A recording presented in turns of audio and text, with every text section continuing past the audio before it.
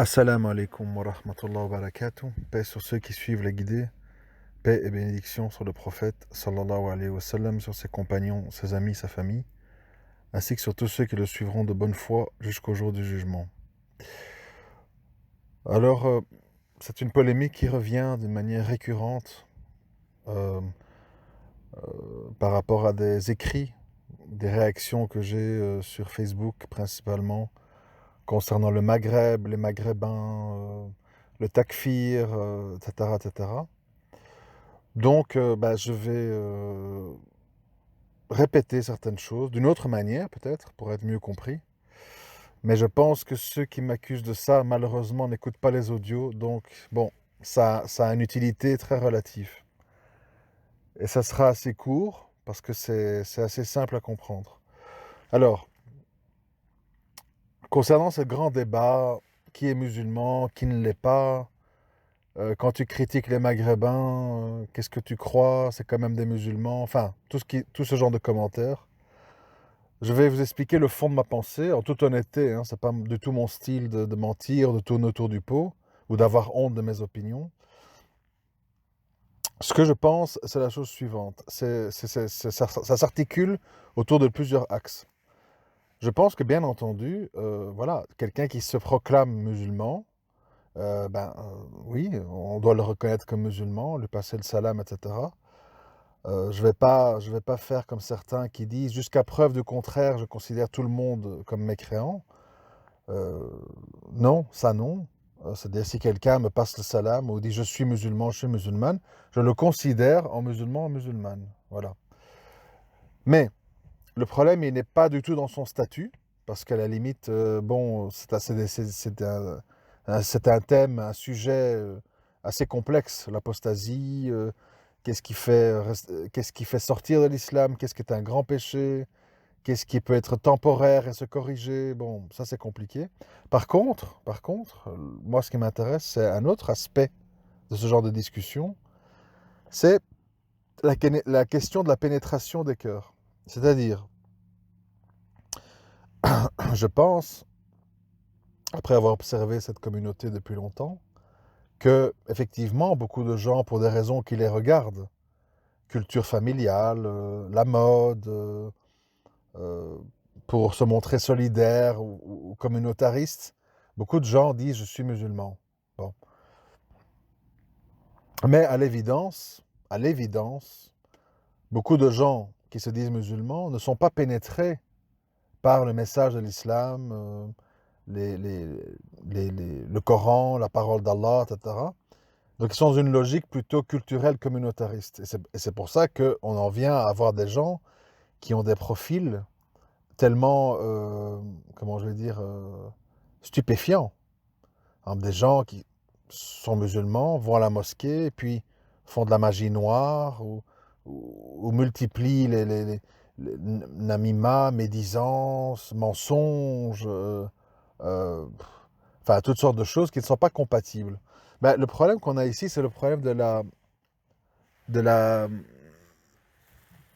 le fait de s'imprégner, d'être imprégné d'un message ou non.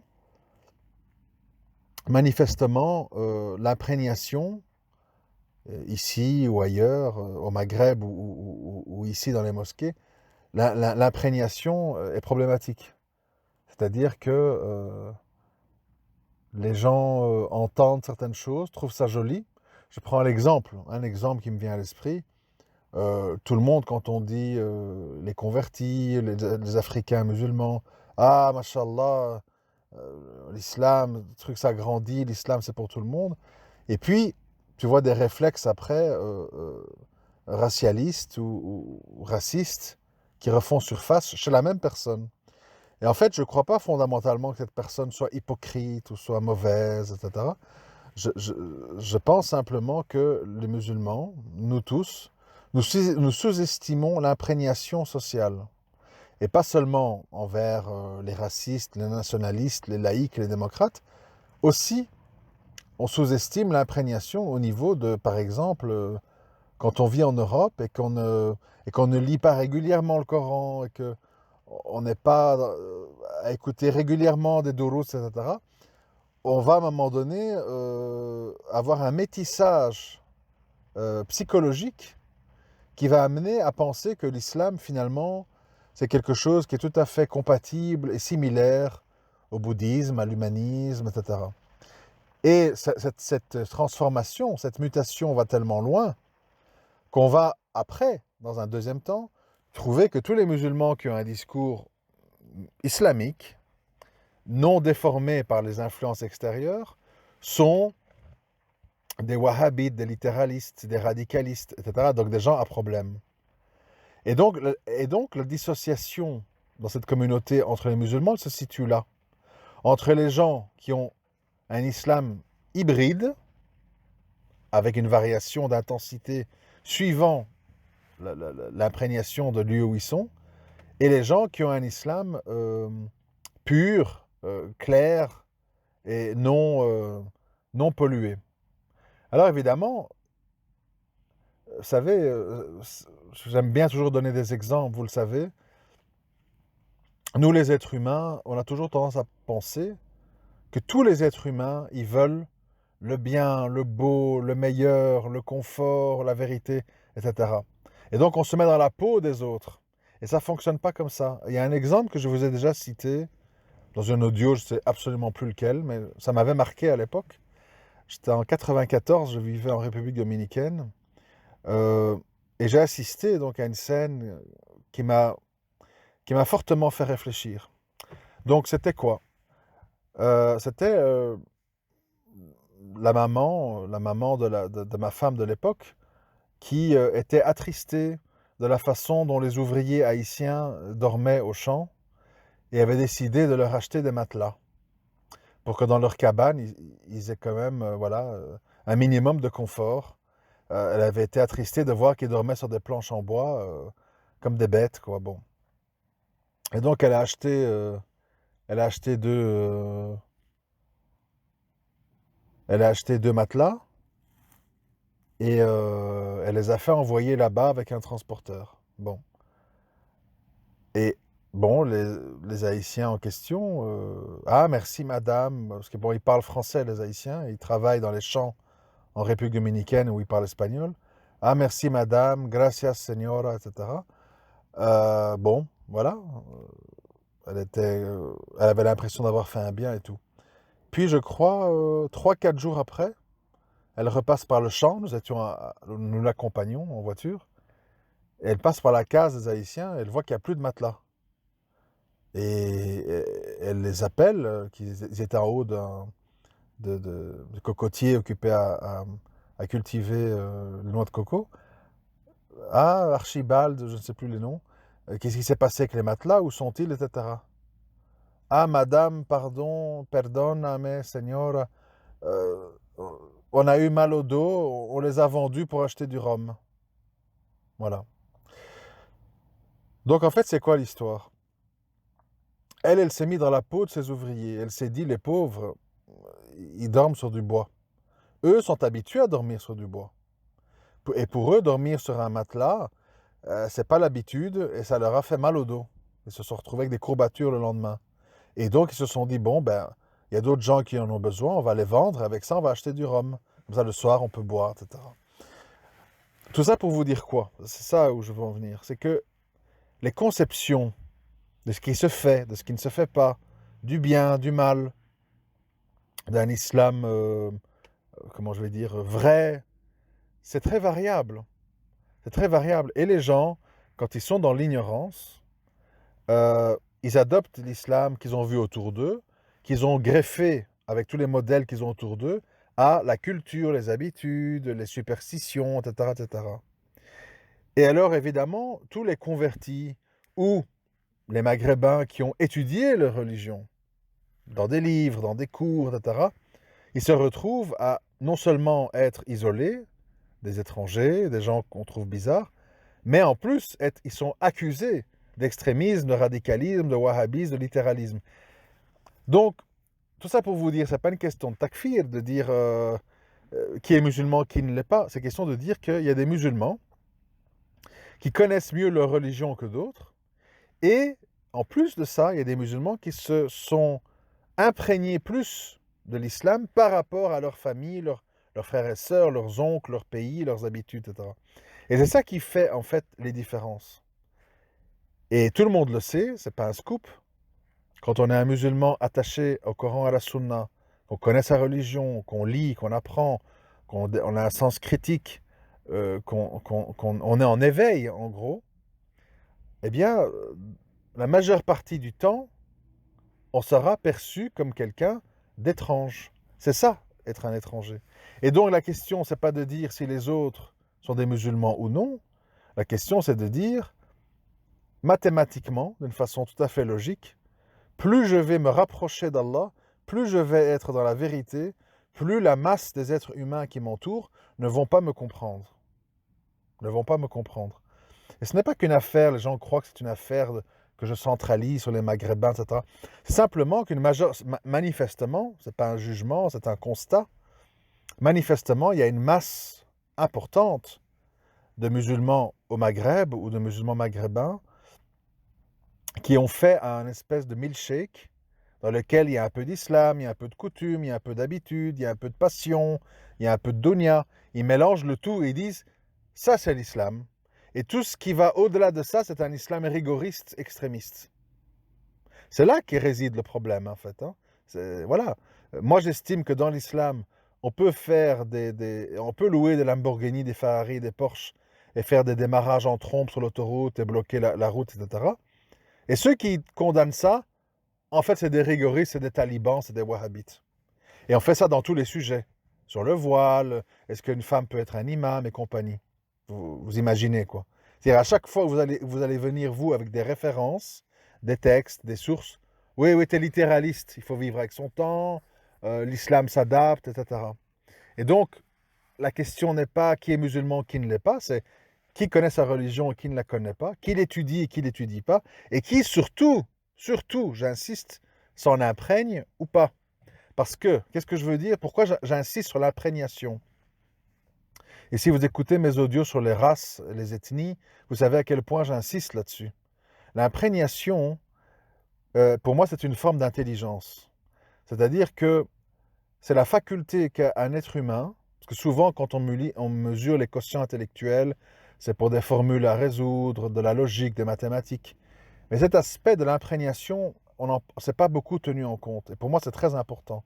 L'imprégnation, c'est en fait quelqu'un qui est capable de juger des choses, des sujets, en faisant abstraction de ses préjugés, de ses habitudes, etc.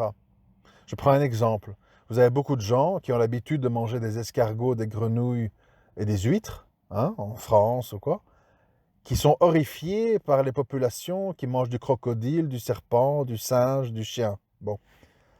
Alors que, à nouveau, quand on arrive à se désimprégner de ces habitudes culturelles, finalement, ça relativise fortement. C'est-à-dire que simplement, ce sont des habitudes culinaires. Après, pour le chien, c'est un peu plus compliqué parce que c'est un animal, contrairement à tous les autres, qui est en interaction avec l'humain. J'en ai déjà parlé. Un escargot, une grenouille, une huître, ce n'est pas en interaction. Donc, il n'y a pas de lien qui se forme. Donc, ça, c'est vrai que c'est une question qui, à ce moment-là, se discute pas sur des bases d'habitude, mais sur des bases de est-ce qu'un animal avec lequel on a des interactions, on est censé le manger? Bon, bref. Et donc, il y a des gens qui ont cette faculté, parmi les Noirs, parmi les Arabes, parmi les Blancs, il y a des gens qui ont cette faculté de se désimprégner. C'est-à-dire, ils voient une situation, bon, moi je ne dis pas que... Moi j'essaye, c'est-à-dire, moi si je me retrouve au milieu de gens un peu du monde ouvrier, voilà, de mon voisinage, là où j'habite, j'essaye un peu de me mettre au niveau, de comprendre et de penser comme eux, pour comprendre. Et donc, en fait, c'est la faculté qu'on a à se désimprégner de qui on est pour mieux s'imprégner de ce qui nous entoure, pas pour devenir comme eux, mais pour comprendre et pour établir des passerelles de communication. Et, pour faire le lien, je pense que la majorité des êtres humains, comme la majorité des Occidentaux, des Maghrébins chez eux, etc., n'ont pas cette faculté. Ils n'arrivent pas, c'est-à-dire qu'ils sont moulés, ils sont formatés et ils n'ont pas la capacité de sortir de là. Vous voyez? Par exemple, la plupart, je ne dis pas tous, la plupart des Maghrébins vont avoir une espèce de peur, un rejet et un dégoût quand ils vont voir un chien. Ils vont changer de trottoir, ils vont devenir nerveux, ils vont avoir les sens perturbés. Pourquoi? Parce qu'ils sont imprégnés de ça, de l'enfance, les chiens qui aboient dans la rue, qui poursuivaient les vélos, etc. Et ils n'arrivent pas à se désimprégner. C'est à un moment donné, juger le truc en se disant, ouais mais attends, ici en Belgique, en France, il y a des millions de gens qui ont un chien, tous ces gens ne sont pas dévorés par leur chien. Euh, Au contraire, on a l'impression que c'est le meilleur ami de l'homme, etc. Bon, est-ce que je vais pouvoir juger ce sujet sans émotivité? Même chose. Euh, ah, ma sœur, elle veut se marier à un noir. Qu'est-ce que c'est que cette histoire? C'est sûrement une perverse, des histoires de taille, de sexe. Voilà, parce que les gens sont imprégnés de ces radotages sur le fait que les noirs seraient plus ceci, les blancs plus cela, etc. Voilà. Et l'intelligence dans la vie, et être pour moi un musulman intéressant, profond, et justement qui va au-delà, et qui est un meilleur musulman, parce qu'il est plus proche de la réalité, plus proche des gens, plus proche des situations, et il sait mieux appliquer ce qu'il a appris face à sa réalité, c'est les musulmans qui ont cette capacité de se désimprégner de leurs origines et s'imprégner temporairement de la situation qu'ils vivent ou qu'ils traversent. Et donc, c'est vrai que j'ai l'impression que chez les Maghrébins, parce que je dis Maghrébins, pourquoi? Parce que souvent on me dit, pourquoi tu dis Maghrébin?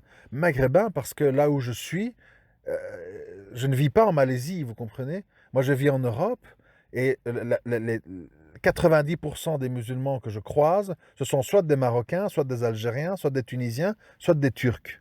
Donc je ne peux pas parler des Malaisiens, des Indiens, des Pakistanais, je ne connais pas. Donc moi, je parle de la masse, donc, de ce qui représente le plus. Les convertis sont des exceptions.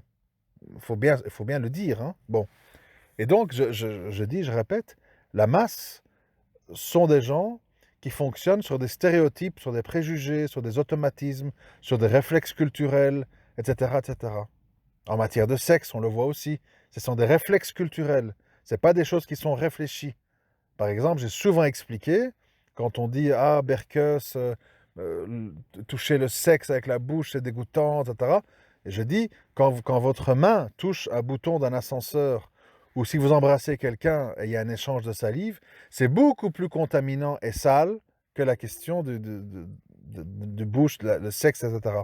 Donc, à un moment donné, il faut je sais pas comment expliquer, il faut désacraliser ces acquis qui sont des superstitions, des rapportages, des radotages, et essayer de voir les faits pour les faits, et scientifiquement parlant, en les voyant d'une manière réaliste. Et je pense que, si on revient à cette histoire des mariages mixtes maintenant, parce que je vois beaucoup de remarques là-dessus, quand on dit ouais, si elle veut pas d'un homme autoritaire, qu'elle prenne un gaouri, euh, ouais, si elle prend une black, si elle prend un black, c'est une perverse, etc. Vous savez, à un moment donné, justement, il faut sortir de ces préjugés et voir la chose autrement. Et dire, peut-être que cette maghrébine est une musulmane intellectuelle, profonde, raffinée, qui attend de son futur mari qu'il soit également comme ça. Et il se fait qu'elle a rencontré plus de profils de musulmans de ce genre-là parmi les convertis que parmi les maghrébins. Et donc, elle veut un converti pas par racisme, mais parce que dans les qualités qu'elle recherche chez un homme, c'est plus présent, suivant son expérience, chez les convertis.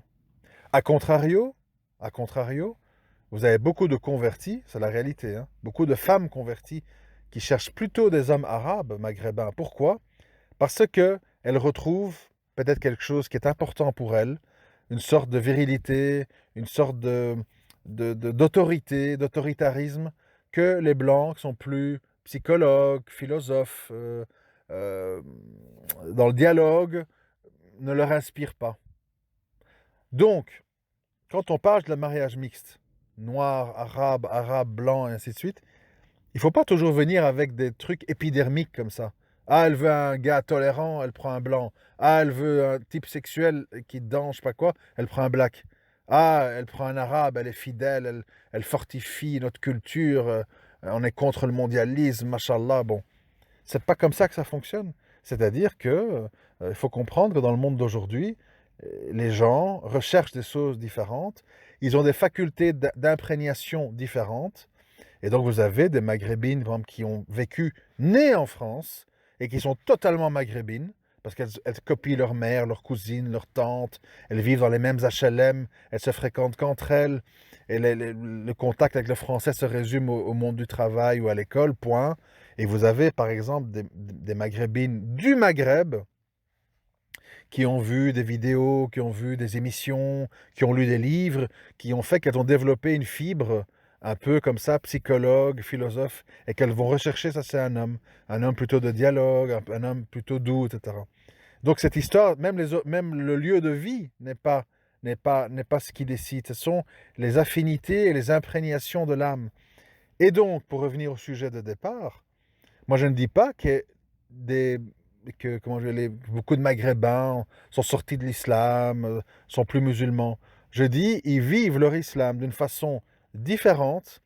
C'est un islam qui est fortement teinté de culture, de superstition, d'habitude, de milieu familial. Et que donc, quelqu'un qui n'est pas comme ça, comme moi, sentira peu de sentira peu d'atomes crochus, même en amitié, pas que d'histoire de mariage. Et je ne dis pas que ce pas des musulmans, je dis que c'est des musulmans différents. C'est des musulmans qui sont dans la reproduction d'habitudes et ne sont pas spécialement dans un islam appris ou lu. Puisque souvent ces gens vous disent ouais, t'es qui toi? Moi, mon grand-père était imam, il a fait le Hajj 5 fois, et je crois qu'il connaît mieux l'islam que toi. Donc on est dans des gens qui ont des réactions épidermiques émotionnelles et pas dans un jugement profond et juste. Parce qu'ils estiment que quelqu'un qui est de leur famille, l'islam comme il a compris lui, eh bien c'est ça l'islam. Et que ce que tu lui dis toi, la remarque que tu lui fais ou les choses que tu lui expliques, ce sont des choses de tordus, de convertis qui veulent en rajouter, de wahhabites, etc., etc. Et donc pour moi, je m'excuse, pour moi des gens qui parlent comme ça sont des gens qui ont un problème intellectuel, ils ont un handicap intellectuel, et je dis simplement que ces gens ne peuvent pas représenter une élite religieuse. Ce sont des gens qui s'incluent eux-mêmes dans la grande Oumma, bon, mais toute personne, blanche, noire, arabe, esquimau, qui n'a pas étudié sa religion, qui n'a pas réfléchi sur des questions, qui n'a pas remis en question ses modèles préétablis, c'est pour moi quelqu'un qui ne peut pas être vu comme un exemple. Ce sont des gens qui reproduisent un schéma. C'est-à-dire, vous savez bien, je veux dire, si vous prenez la contrefaçon, c'est quoi? Donc, c'est des fabricants en Chine qui recopient des bouteilles de parfum Chanel, de Polo Lacoste, etc. Ils recopient le modèle, ils collent le crocodile ou ils mettent le C de Chanel et puis ils vendent. Donc, c'est de la reproduction. Bon. Et puis, vous avez des gens qui décident de concurrencer Lacoste, de concurrencer Chanel en faisant leur marque, en ayant leur style et leurs produits. Ça, ce sont des gens qui ne sont pas dans le recopiage, c'est des gens qui sont dans comment je vais dire, la création. La création. Et donc, ici, quand on parle de religion, on ne parle pas de vêtements, évidemment, on est dans, d'un côté, le respect des sources, en ayant toujours en tête que le Coran et la croyance, et ce sont des sujets inaliénables, indiscutables, mais que tout ce qui est jurisprudence euh, est plus, comment je vais dire, sujet à discussion par rapport au contexte et à la réalité qu'on vit. Ça ne veut pas dire qu'on les efface, ça ne veut pas dire qu'on innove, ça ne veut pas dire qu'on met à la poubelle, ça veut dire qu'on réfléchit. On réfléchit, on dit, comme je l'ai dit dans l'audio précédent, on dit, est-ce que de nos jours, il y a beaucoup de gens qui ont une cape? Non, personne n'a une cape. Bon. Donc, cette problématique des vêtements qui pendent au-delà de la cheville, il s'agit de quoi? On parle de quoi en fait? d'un jogging avec un élastique en bas de la rotule du pied, ou il faut mettre un espèce de bermuda qui finit à mi-cheville alors qu'il fait -1 degré, et mettre des grosses chaussettes pour pas avoir froid, mais avoir tout l'air froid qui rentre en dessous parce que le pantalon est court. Il faut réfléchir, réfléchir, se désimprégner. Parce que on croit que je parle. Je vais vous donner des exemples. Il y a des convertis, il y a des convertis, des blancs. Ils se sont. Bon, moi j'appelle ça avec les intimes. Je m'excuse si ça choque, mais je ne vais pas parler différemment comme je parle en privé. Il y a des convertis qui ont été dépucelés idéologiquement, spirituellement, par Tariq Ramadan, par le mouvement salafi, par les tablirs, etc. Ils ont été dépucelés. Et donc, en fait, pour eux, ils sont imprégnés de ce dépucelage. Ça veut dire, toute ma vision de l'islam, elle est dictée, elle est imprégnée, je suis tatoué par le premier mouvement qui m'a touché. Et je ne réfléchis plus. Et je ne remets plus en question. Et je n'essaye pas de me dire, est-ce que dans ce qu'ils m'ont dit, il y avait des choses vraies, pas vraies, à moitié vraies? Je suis imprégné de salafisme, imprégné d'ikhwanisme, imprégné de soufisme, et je trimballe ça avec moi. C'est la même critique que j'ai à faire envers ces convertis-là, qui sont dans une imprégnation. Ils ne sont plus dans une réflexion et une désimprégnation pour mieux juger. Et donc ça, on l'a souvent dit, le monde n'a pas vraiment besoin de beaucoup de perroquets. Vous savez, un robot dans lequel on injecterait des fatwas, des réponses, bien, pas bien, halal, haram, un robot, il peut le faire très bien.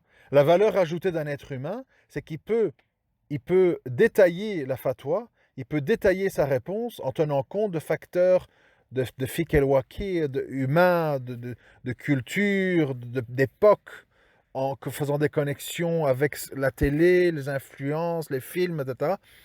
C'est ça la valeur ajoutée d'un être humain. Si c'est juste une histoire de boutons, oui, non, halal, haram, tu peux pas, vous pouvez mettre des robots. D'ailleurs, je crois, j'avais même pas pensé, je viens de me rappeler, je pense qu'à Dubaï et au Qatar, ils vont installer des robots qui vont délivrer des fatwas. C'est vrai, hein, faites des recherches, vous allez voir. Donc c'est bien ce que je dis. C'est des gens qui ont compris la religion d'une façon mécanique. Vous comprenez? Ils sont imprégnés de mécanique. Et alors, une fois que vous vous retrouvez dans une société où à droite, il y a des gens imprégnés de culture, de superstition, d'habitudes culturelles, et de l'autre, de robots ambulants. Oui, non, tu peux pas, pas bien, un truc. Vous pouvez pas gérer. Justement, pour gérer l'humanité, pour gérer nos relations avec les mécréants, avec les musulmans, avec les ignorants, avec les noirs, avec les arabes, avec les blancs, il faut être très psychologue, très raffiné, très savoir faire des connexions entre les sujets, savoir à un moment donné sur quoi on peut lever le pied, sur quoi il faut freiner. Pour ça, il faut être très humain, très intelligent. Et quand je dis très intelligent, ça veut dire avoir cette faculté d'extrapoler et de ne pas être enfermé dans ses coutumes, dans ses habitudes ou dans son dépucelage par les ikhwan, par les salafis, par les soufis. Il faut s'extraire de tout ça pour essayer justement d'avoir un jugement humain qui s'élève au-dessus de ça, et en restant évidemment fidèle aux sources. Ça, c'est la valeur ajoutée d'un être humain. Si c'est pour répéter ce que votre père dit, si c'est pour répéter ce que votre cher dit, et vous, avec vos connaissances, votre expérience, votre observation, votre contexte culturel, votre milieu social, vous n'apportez pas une valeur ajoutée, c'est pas utile. Ça veut dire que vous êtes simplement une machine, un perroquet. Et donc, moi, je ne fais pas le takfir, je dis simplement qu'il y a beaucoup de musulmans, toutes tendances confondues, toutes races confondues, qui sont dans un islam non réfléchi, non pensé, non imprégné, et donc très superficiel. Et c'est comme ça qu'on a des frères qui font des copier-coller, trucs, al-wala wal-bara, etc. Et quand vous vivez avec eux, il n'y a pas de hikmah, il n'y a pas de gentillesse, il n'y a pas de solidarité, il n'y a pas de douceur avec leurs femmes. Taquilla, on voit un cheveu de ton voile toute la journée. Et puis s'étonne que la femme, elle est un peu refroidie. Vous comprenez? Un humain, ce n'est pas une machine. Si quelqu'un pense qu'être un humain, c'est une machine, il a malheureusement pas du tout compris pourquoi Allah nous a créés comme il nous a créés.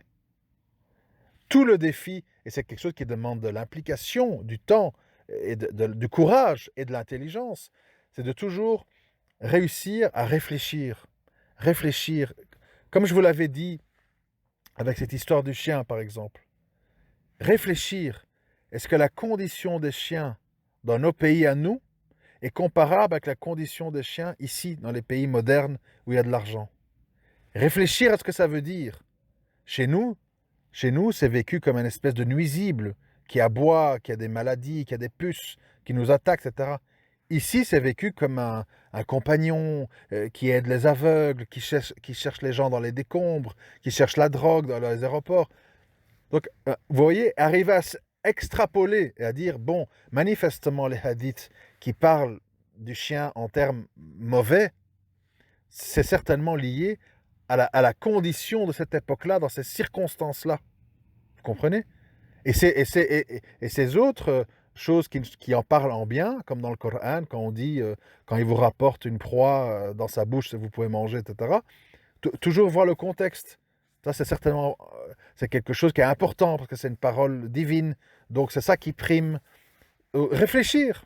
Mais si vous êtes juste, mon cheikh a dit, oui, non, peut pas, et suivant votre milieu culturel ou votre dépucelage idéologique, répétez en boucle ce qu'on vous a dit sans réfléchir, là, malheureusement, vous êtes des musulmans, bien sûr. Je ne fais pas le takfir, mais vous êtes des musulmans qui n'apportaient pas une valeur ajoutée et qui pouvaient être un fardeau au cas où vous jugez sévèrement les musulmans qui, eux, réfléchissent, qui, eux, tiennent compte du fiqh al-waqi, qui, eux, essayent justement de faire un travail intellectuel sur l'époque, etc., etc. Vous devenez un fardeau parce que vous commencez à dire « Tu es un mauvais musulman, tu n'as pas compris, moi mon père il a fait le hajj 5 fois, il était imam de mon village ». C'est vous qui devenez méprisant. Donc à un moment donné, chacun doit voir qui étudie sa religion, qui arrive à sortir de sa condition, qui arrive à tenir compte de l'époque dans laquelle on vit et ses spécificités et l'islam. Et c'est ceux-là qu'on doit écouter, c'est ceux-là qu'on doit respecter, c'est ceux-là qui sont les phares, l'élite de cette communauté musulmane. Pas les perroquets, les machines. Je suis désolé. Après, je ne dis pas qu'ils ne sont pas musulmans. Je dis que ce sont des musulmans ignorants, fainéants, paresseux, robotiques. Oui, c'est des musulmans, puisqu'ils se revendiquent de l'islam. C'est ça ma position. Donc, et ce n'est pas de l'arrogance, ce n'est pas du mépris, ce sont des constats que je peux faire, même ici, entre Belges, entre Blancs. Il y a des gens, j'ai écrit ce matin sur Facebook, il y a des gens qui appellent la radio, je n'en sors plus, je dois acheter les cadeaux de Noël, c'est très important, la magie de Noël, les cadeaux de Père Noël, je vais devoir faire un crédit, je vais devoir avoir les huissiers, est-ce que je ne peux pas payer les 5 dernières factures? Donc les gens, en fait, sont complètement lobotomisés au point qu'ils vont se mettre dans des problèmes parce qu'ils veulent donner des cadeaux chers à leurs enfants. Vous comprenez? Ils sont dans une mécanique. Ils sont dans une mécanique. C'est comme l'histoire du Hajj. J'ai publié les derniers prix. Les derniers prix pour le Hajj, c'est de 9 à 12 000 euros. Voilà. Eh bien, les gens qui sont dans la mécanique, le Hajj, obligatoire, il faut faire, c'est des gens que tu peux leur mettre le Hajj à 50 000 euros, ils vont le faire aussi. Hein. Tu peux le mettre à 100 000, ils vont le faire aussi. Ils vont vendre leur maison pour faire le Hajj. Donc, c'est des gens qui sont exploitables parce qu'ils ne réfléchissent pas. Donc, on peut en faire ce qu'on veut. Ça ne veut pas dire que ce ne sont pas des musulmans. Ce sont des musulmans ignorants. Ce sont des musulmans mécaniques, culturellement mécaniques. Et ça pose problème. Parce que ces gens-là, ils jugent les autres qui réfléchissent, qui essaient de comprendre, qui essaient de voir qu'est-ce qu'on fait avec cet argent. Et est-ce que le pèlerinage est toujours valable dans ces conditions? Ils sont montrés du doigt. Et là, ça pose problème. C'est-à-dire que je n'accepte pas que les gens qui mériteraient peut-être une forme de takfir se permettent d'eux de takfiriser les autres. Non. Ils doivent rester dans leur coin, dans leur islam couscous, dans leur islam perroquet. S'ils sont contents comme ça, tant mieux pour eux. Mais ils ne peuvent pas être des décideurs, ils ne peuvent pas être des guides, ils ne peuvent pas être des sources d'inspiration. C'est ça que je veux dire. Après, ils se revendiquent de l'islam, ils sont musulmans. Voilà. Je vous remercie de m'avoir écouté. À très bientôt, Inch'Allah. Assalamu alaikum wa rahmatullahi wa barakatuh.